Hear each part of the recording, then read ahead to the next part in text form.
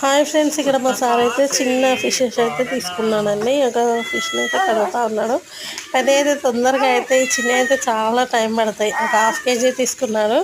వాటికి ఒక గంట వరకు అయితే టైం పట్టింది. ఇంకా తనైతే క్లీన్ చేసేసారు. ఇంకా నాకు ఈ చిన్న కడగడం అంటే అస్సలు రానే రావు. ఇంకా తనే కడిగేస్తాడు ఇవన్నీ. ఇక మా నైస్ పాప అయితే ఇంట్లో కీకలు పెడతా ఉన్నది. నేను అక్కడికి ఇక్కడికి తిరుగుతూ ఉన్నా, చూస్తూ ఉన్నా.